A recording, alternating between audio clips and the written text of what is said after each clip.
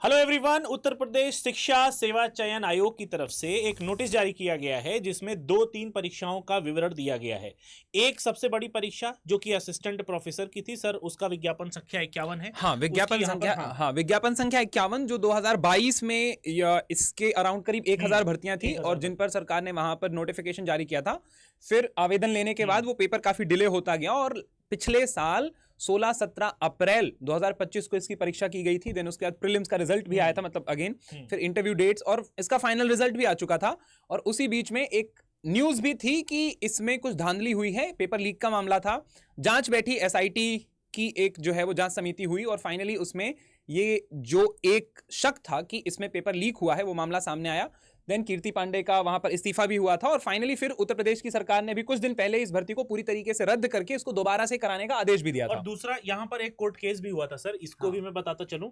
ये बीएड की एलिजिबिलिटी को लेके हुआ था, जिसको यहाँ पर इन्होंने अलग से मेंशन किया हुआ है कि बीएड वाले स्टूडेंट्स के लिए कौन से ऐसे कैंडिडेट हैं जो एलिजिबल हो जाएंगे असिस्टेंट प्रोफेसर बनने के लिए। ठीक है, तो ये सब फाइनलाइज करने के बाद इन्होंने अब फाइनल तौर पर आई होप कि ये इस बार एग्जाम करा ले जाएंगे पूरी तरीके से। और एक और सबसे बड़ी खुशखबरी जो कि मतलब इतने टाइम के बाद तो लग रहा था कि अब नहीं ही होगा। खैर एलटी ग्रेड की परीक्षा तो सरकार ने यहां पे करवा ली है सही तरीके से, अभी भी वो चल ही रही है। अभी कुछ एग्जाम बचे भी हुए हैं। टीजीटी पीजीटी की परीक्षा जिसका अगेन विज्ञापन जारी किया गया था 2022 में, ये परीक्षा इतनी बार टल चुकी है कि इसके जो अभ्यर्थी हैं उन्होंने तो अब अपनी उम्मीद ही छोड़ दी है।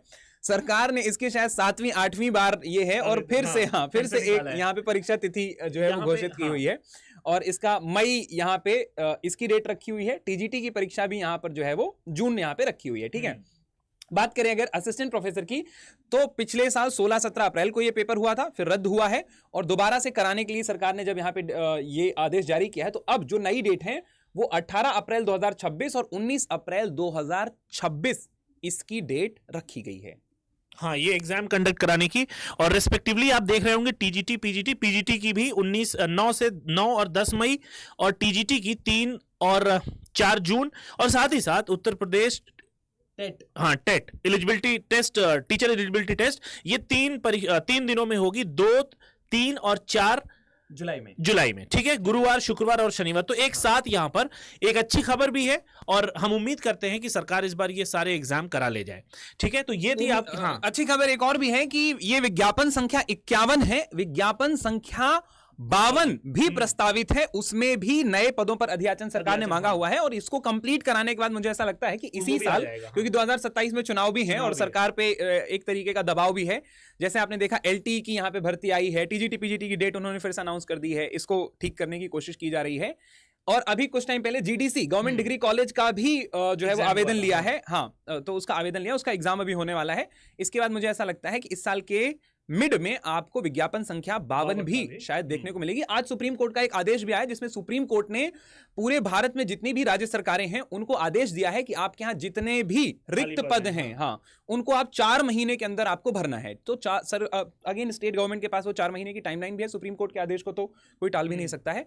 तो वहां पे अब देखते हैं कि सरकार क्या करती है, लेकिन उम्मीद यहां पर बिल्कुल है कि अभी उत्तर प्रदेश में आपको भर्तियां देखने को मिलेंगी। सर 1 मिनट जाते जाते ये 3 बातें मैं और बता दूं।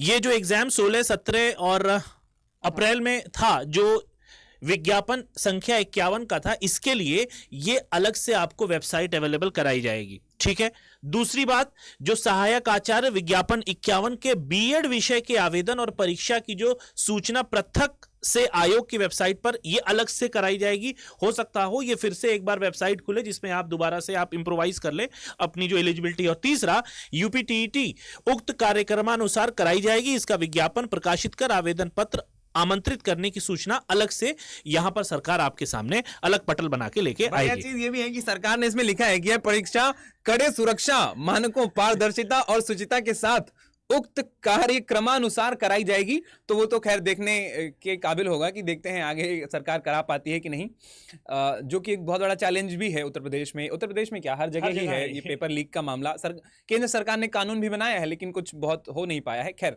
पारदर्शिता के साथ यहाँ पर परीक्षा हो जाए, बच्चों को नौकरी मिल जाए, यही जो है वो हमारी कामना है। इसमें एक और चीज बढ़िया की जा सकती थी जो बच्चों के हित में होती कि 2022 में ये नोटिफिकेशन आया था तो 22 में जो बच्चे एलिजिबल थे उन्होंने फॉर्म भरा था, आपने 25 में पेपर कराया, फिर कैंसिल कर दिया।